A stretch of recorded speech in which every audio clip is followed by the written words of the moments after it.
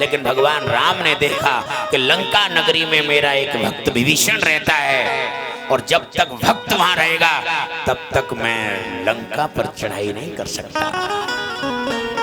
जिस नगरी में, जिस घर में, जिस परिवार में कोई एक भक्त है, उस परिवार का कभी कोई अहित नहीं कर सकता है, स्वयं राम भी नहीं। भगवान राम को 3 दिन रुकने का कारण था विभीषण का इंतजार। 3 दिन तक रुके, और जब विभीषण वहां से लौट आया और राम जी के पास पहुंचा, तब जाकर के राम जी ने लंका पर जाके चढ़ाई की।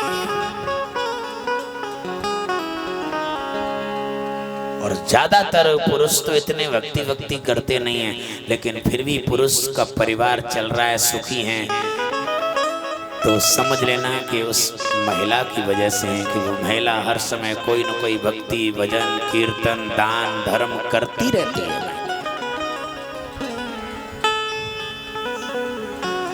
इसलिए यत्र नार्यन्त पूज्यन्ते रमन्ते तत्र देवता। जिन घरों में नारी का सम्मान होता है, उन घरों में देवता वास करते हैं। इसलिए नारी का सम्मान करो। आप जो सुरक्षित हो, सही सलामत तुम्हारा व्यापार धंधा चल रहा है, आपके घर में जो आपकी पति व्रता नारी सती जो है पूजा पाठ में लगी रहती है, आपके लिए क्या क्या नहीं करती है वो। कभी भी कोई भी पूजा व्रत करेगी तो भी काहे के लिए? भगवान मेरा सुहाग अमर बना रहे। केवल तुम्हारे लिए भूखी रहती हैं ये माताएं बेचारी, और तुम फिर भी अपनी आंखें निकाल के पड़ते हो उनके ऊपर। व्रत रह रही हैं तो पति अमर बना रहे, मेरा सुहाग अमर बना रहे। यत्र नार्यन्त पूज्यन्ते रमन्ते तत्र देवता। जिन घरों में नारियों का सम्मान होता है, उस घर में देवता वास करते हैं। वो घर स्वर्ग होता है। इसलिए नारी का सम्मान करो, नारी की इज्जत करो। बात बहुत हल्की है लेकिन बहुत काम की है भाई साहब। आपको लगेगा कि इतने बड़े महापुरुष होके, संत होके, और ऐसी हल्की बातें कर रहे हैं स्टेज पे बैठ के, लेकिन गोस्वामी जी को देखिए, कितने पहुंचे पुरुष थे गोस्वामी जी, लेकिन समाज को शिक्षा देने के लिए कितने हल्के शब्दों पे आ गए कि नारी काम्य नार प्यारी। मतलब कितना बड़ा पहुंचा हुआ महापुरुष, और कैसे हल्के शब्दों का प्रयोग कर रहा है कि काम्य नार प्यारे जिम लोभी के प्रिय धाम, जिम रघुनाथ निरंतर प्रिय लाभ। हल्का शब्द नहीं है। इतना बड़ा पहुंचा पुरुष कैसे हल्के शब्दों का प्रयोग कर रहा है? क्यों करना पड़ा? समाज को शिक्षा देने के लिए, समाज को कैसे भी संदेश मिले। काम्य नार प्यारे जिम, कितना बड़ा महापुरुष है, कैसे हल्के शब्दों का प्रयोग। कामी को जैसे नारी प्यारी लगती है, कितना बड़ा हल्का शब्द है। क्योंकि डॉक्टर ने टैबलेट ले ली और आपने टैबलेट ले ली, लेकिन टैबलेट सूखी लोगे ना तो गले में रुक जाएगी, इसलिए उसको नीचे उतारने के लिए थोड़ा पानी लेना पड़ता है। ऐसे ही सूखी सूखी कथा सुना दी जाए तो ये गले में उतर जाएगी, इसलिए उदाहरण के द्वारा ही नीचे उतरती है भाई साहब। और नीचे उतारना बहुत आवश्यक है। सूखी टैबलेट ले लो तो गले में रुक जाए, पानी थोड़ा ले लो तो गटक जाएगी, नीचे चली जाएगी। और कथा भी सूखी सूखी नहीं काम करेगी, क्योंकि गले में अटक जाएगी। उदाहरण के द्वारा ही, एग्जाम्पल के द्वारा ही, दृष्टांत के द्वारा ही ये नीचे उतरती है कथा। बात बहुत हल्की है और बहुत गहरी है।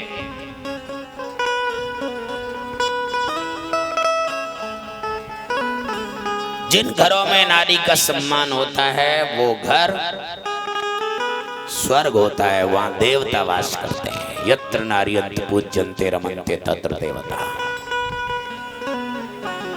हो सके तो मेरा इतना निवेदन है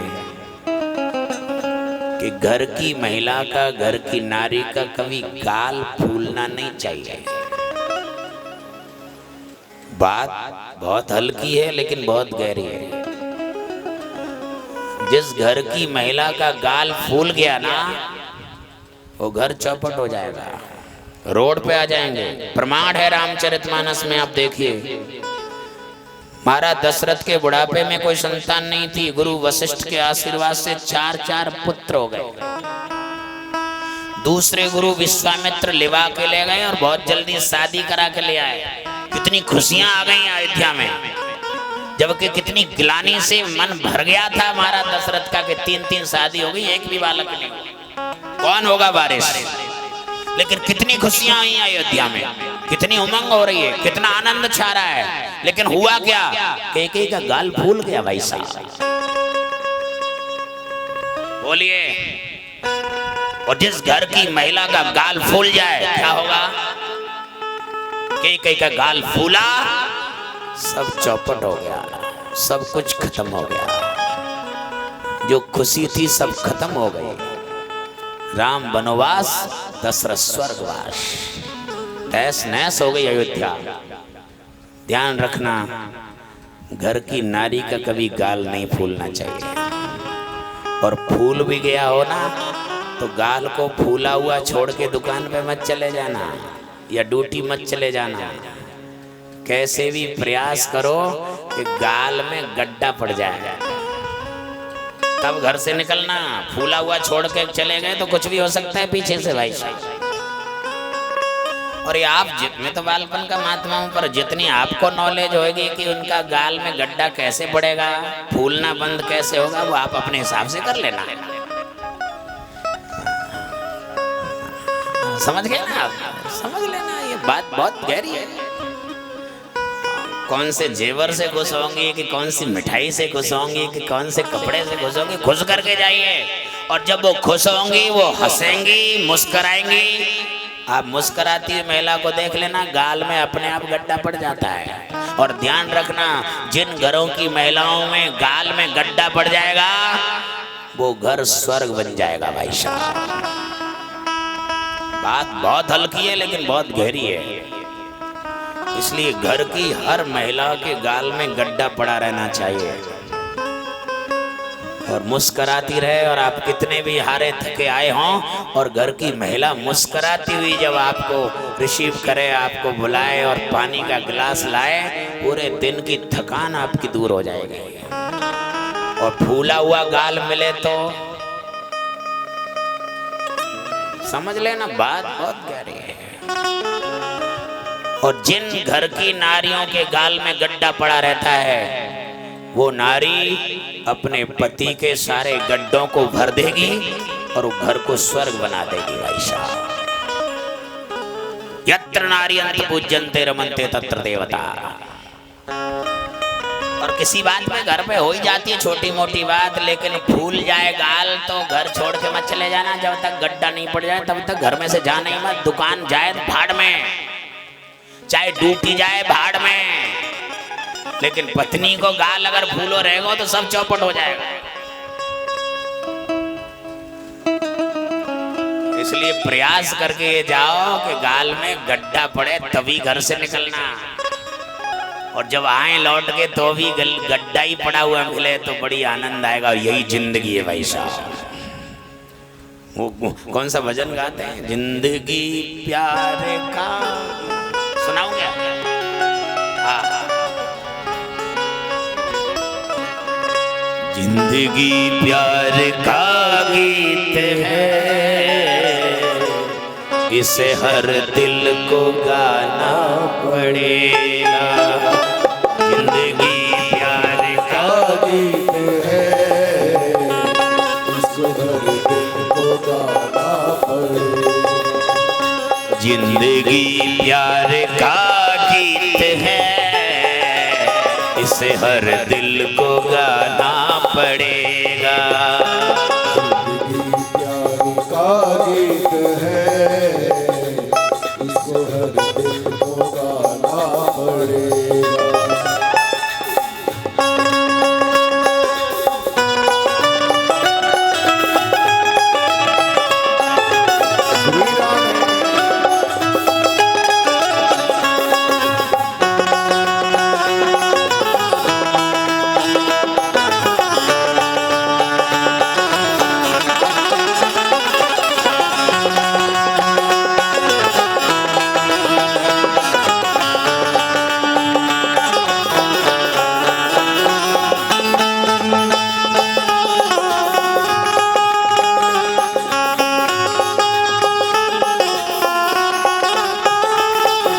जिंदगी गम का सागर भी है, हंस के उस पार जाना पड़े।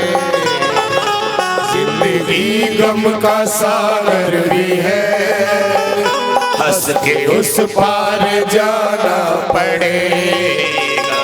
जिंदगी प्यार का गीत है, जिसे हर दिल को गाना पड़ेगा।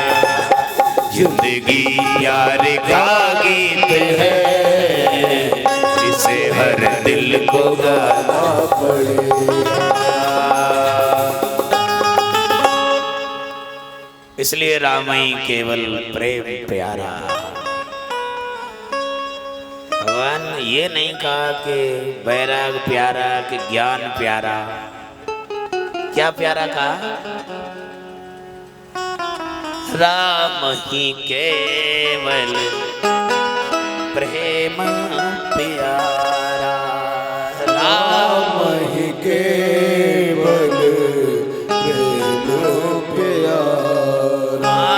राम ही केवल प्रेम प्यारा। राम ही केवल प्रेम प्यारा। चाह सबकी सही है, लेकिन राह की तरफ देखिए कि राह कहीं गलत तो नहीं है। गीता में यही तो कहा है, किम कर्म किम कवयोति कवयो यत्र मोहिता। कर्म क्या है, अकर्म क्या है, क्या करना चाहिए, क्या नहीं करना चाहिए, यही विचार करना है। वहीं आ जाइए जहां प्रसंग चल रहा था। पांडव जाग गए, लेकिन द्रौपदी के बालक नहीं जागे। अस्वस्थामा तलवार लेके आए, उन्हीं को पांडव समझ के मस्तक उड़ा दिए। द्रौपदी रुदन कर रही है, भगवान सांत्वना दे रहे हैं। ना कोई किसी को मारता है, ना कोई किसी के द्वारा मरता है। अवश्य में भोक्तव्यम कृतम कर्म शुभाशुभम ना भुक्तम क्षीयते कर्म जन्म कोट सतैरपि। जो जीवन में आप अच्छा या बुरा कर रहे हो, उसका परिणाम भोगना आपको ही पड़ेगा, और वो भी मैं ब्याज के। अच्छा कर रहे हो तो मैं ब्याज के अच्छा होगा, बुरा कर रहे हो तो मैं ब्याज के बुरा होगा। भोगना जरूर पड़ेगा, आज नहीं तो कल। वो हम एक किस्सा बताया करते हैं कि एक राहगीर था, कई दिन का भूखा प्यासा चला जा रहा था। भूख ज्यादा लग रही थी तो रास्ते में एक बगीचा नजर आया। बगीचे में एक फलदार वृक्ष को देखा। फल तो दिखाई दे गए, भूखा था, लेकिन देखा तो आंखों ने था। लेकिन आंखों ने फल को देखा, लेकिन आंख वहां चल के तो नहीं जा सकती। चल के कौन गए? पैर। आंखों ने देखा, पैर चल के गए, लेकिन पैर चल के तो जा सकते हैं, लेकिन पैर फल को तोड़ तो नहीं सकते। फल को तोड़ा किसने? हाथों ने। आंखों ने देखा, पैर चल के गए, हाथों ने तोड़ा। हाथ तोड़ सकते हैं, लेकिन चख नहीं सकते ना। चखा किसने? रसना ने। रसना चख नहीं सकती, लेकिन चख तो सकती है, लेकिन रख तो नहीं सकती। रखा किसने? पेट ने। आंखों ने देखा, पैर चल के गए, हाथों ने तोड़ा, रसना ने चखा, पेट ने रखा। और उसी समय बगीचे का माली आ गया और 2 डंडे उसकी पीठ पे जमा दिए। एक व्यक्ति ने कहा, महाराज कोई कर रहा है, कोई भोग रहा है, ये समझ में नहीं आ रहा है। हुआ क्या कि इसने पीठ का तो कोई लेना देना नहीं था, बेचारी पीठ पे वैसे ही डंडे पड़ रहे हैं। पीठ का तो कोई इसमें कोई लेना देना नहीं था। आंखों ने देखा था, पैर चल के गए, हाथों ने तोड़ा, रसना ने चखा, पेट ने रखा, डंडे पीठ में पड़ रहे हैं। ये समझ में नहीं आ रहा है महाराज। हमने कहा कि इसको यहीं स्टॉप क्यों कर दिया, थोड़ा और आगे बढ़ो। बोल अब और कहाँ आगे बढ़े? बोल आगे बढ़ने का मतलब ये है कि पीठ में डंडे पड़े? पड़े। दर्द हुआ। तो मैं ये पूछना चाह रहा हूँ कि फिर रोया कौन? बोलिए, आंसू किसके आए?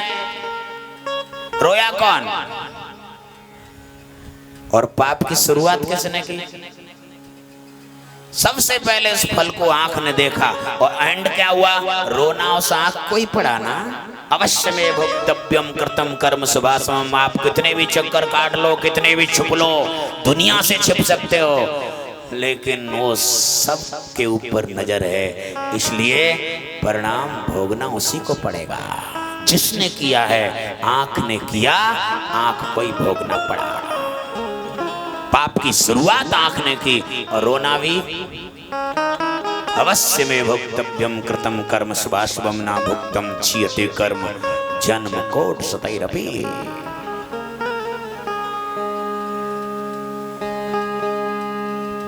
इसलिए तो कहा है, चाहे लाख करो चतुराई,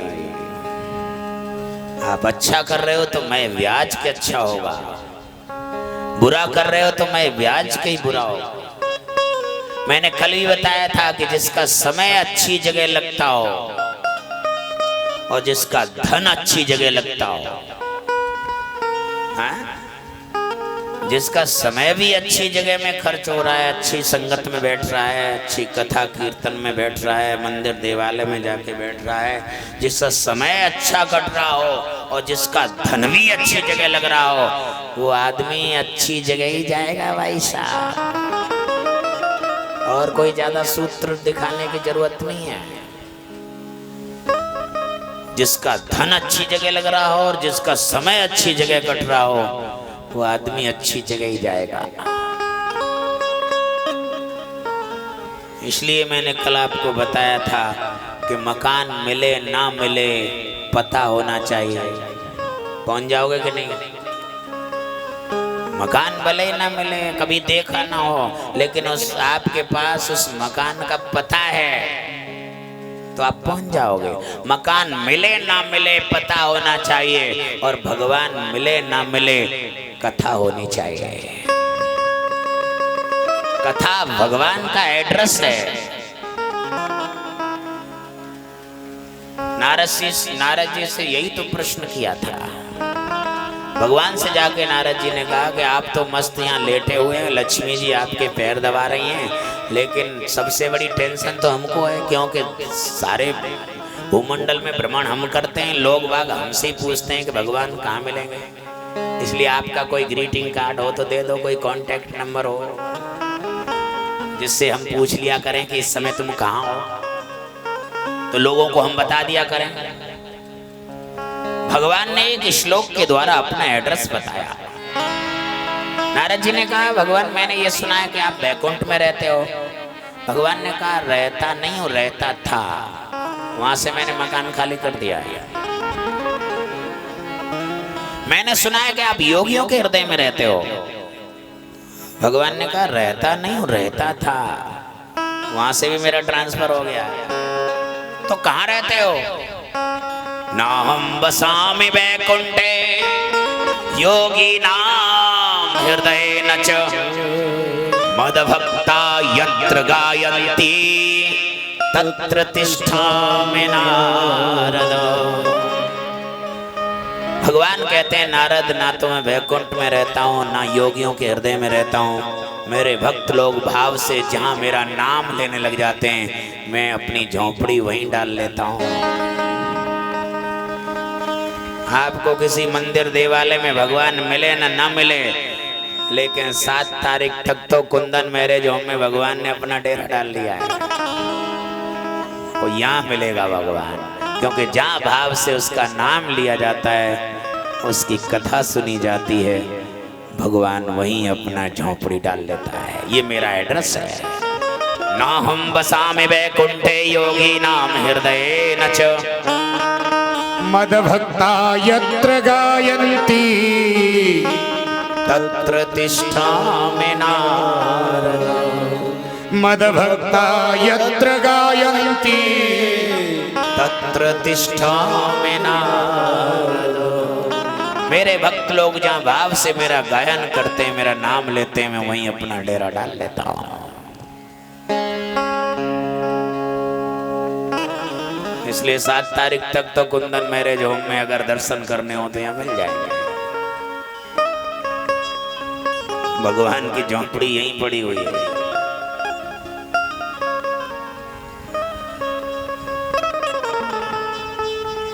वहीं आ जाइए।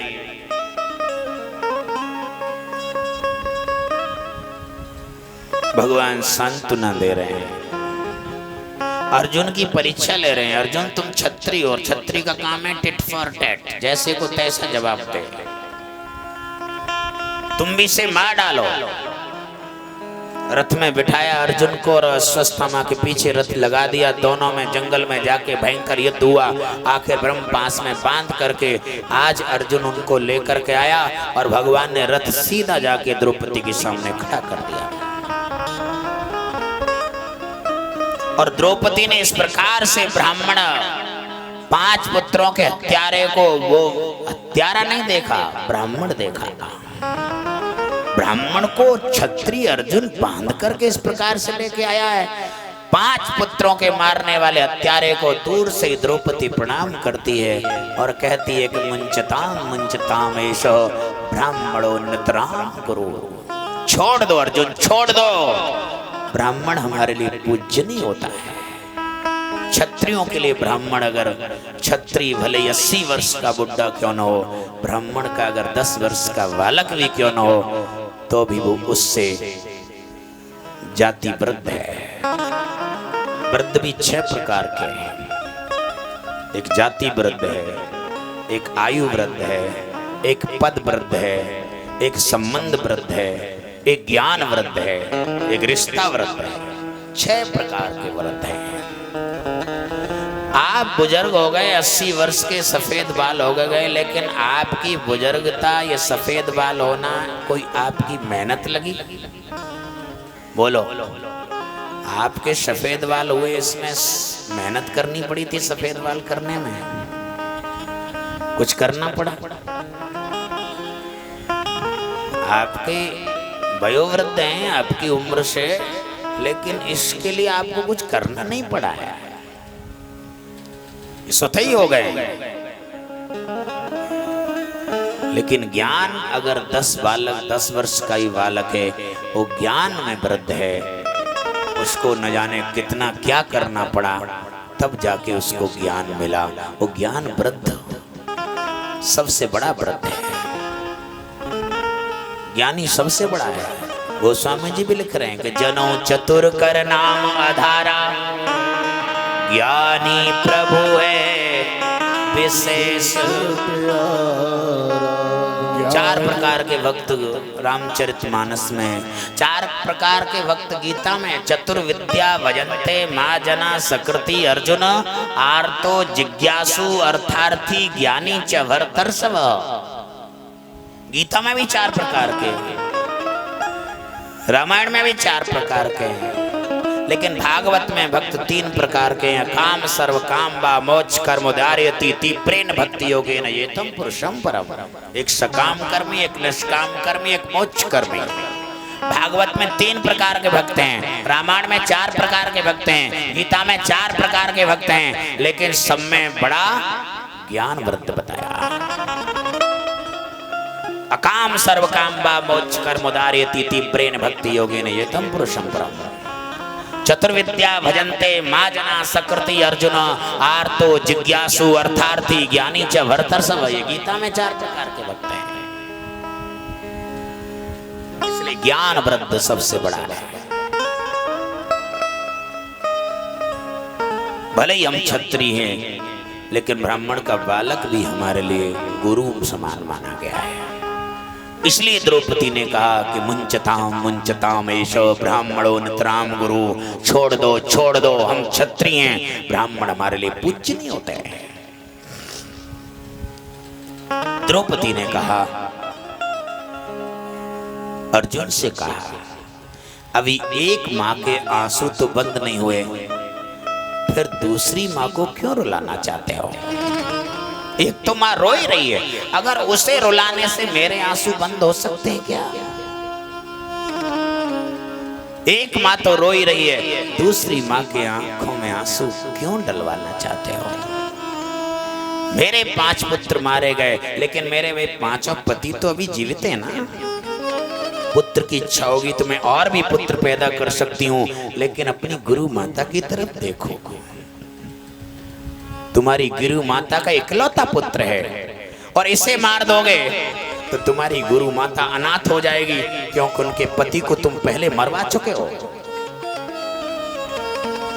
अपने दुख में रोने वाले मुस्कुराना सीख ले। अपने दुख में रोने वाले मुस्कुराना सीख ले। औरों के दुख दर्द में आंसू बहाना सीख ले। औरों के दुख दर्द में आंसू बहाना सीख। द्रौपदी को अपने 5 बालक मारे गए उसका दुख नहीं है, लेकिन गुरु माता के पुत्र को मारने को अर्जुन तैयार है, खड़ा हुआ है, इस बात का दुख है। और इसका नाम दया है। दूसरे के दुख को देख के अपने दुख को भूल जाए, उसका नाम दया है। उसे अपना दुख याद नहीं रहा, लेकिन गुरु माता का दुख याद आ रहा है। दूसरे के दुख को देख के अपने दुख को भूल जाए, उसका नाम दया है। दया धर्म का मूल है, धर्म की जड़ है, धर्म की बुनियाद है दया। भले ही धर्मात्मा बनने का कितना ही ढोंग क्यों नहीं कर रहा हो, उसके अंदर अगर दया नहीं है तो ये धर्मात्मा बनने का ढोंग है, पाखंड है। दया, दया धर्म का मूल है। दया धर्म का मूल है, पाप मूल अभिमान। दया धर्म का मूल है, पाप मूल अभिमान। पाप की मूल, पाप की जड़, पाप की बुनियाद अभिमान है। किसी को धन का अभिमान, प्रतिष्ठा का अभिमान, परिवार का अभिमान, संपत्ति का अभिमान, ज्ञान का अभिमान, अभिमान है तो वो पाप की जड़ है। भले ही कितना भी धर्मात्मा बन रहा हो, लेकिन वो व्यक्ति पापी है अगर उसे अभिमान है। चाहे धन का अभिमान है, चाहे बल का अभिमान है, चाहे प्रतिष्ठा का अभिमान है, चाहे परिवार का अभिमान है, अभिमान है तो वो पापी है। दया है तो वो धर्मात्मा, क्योंकि दया धर्म की जड़ है। अभिमान पाप का जड़ है।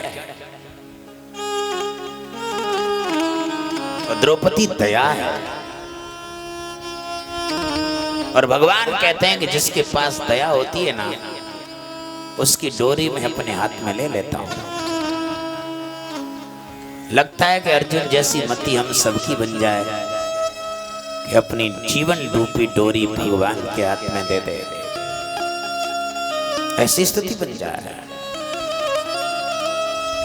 बल का, प्रतिष्ठा का, धन का अभिमान नहीं आना चाहिए।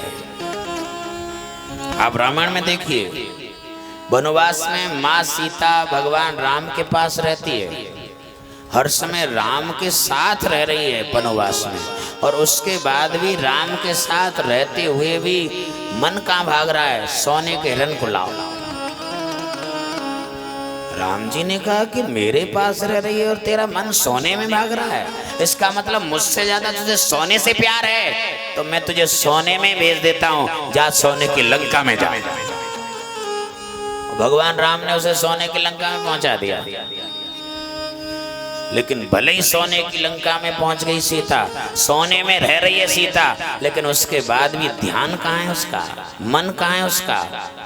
सोने में रहने के बाद भी मन हर समय राम का चिंतन कर रहा है, राम को याद कर रही है। ऐसे ही अगर आप भगवान की कृपा हो जाए और आपके पास धन बढ़ जाए, संपत्ति बढ़ जाए, खूब सोना तुम्हारे पास हो जाए, लेकिन उसके बाद मति सीता जैसी हो जाए, सोने में रहने के बाद भी राम को याद कर रही है, राम को स्मरण कर रही है। बहुत से लोग तो थोड़ा धन बढ़ा नहीं तो धन के चक्कर में रह जाते हैं, भगवान को तो भूल ही जाता है आदमी। मती हो तो सीता जैसी हो कि वो सोने में रहने के बाद भी राम को याद कर रही है, तो भगवान राम भी 7 समुद्र पार करके माँ सीता के पास पहुंचे।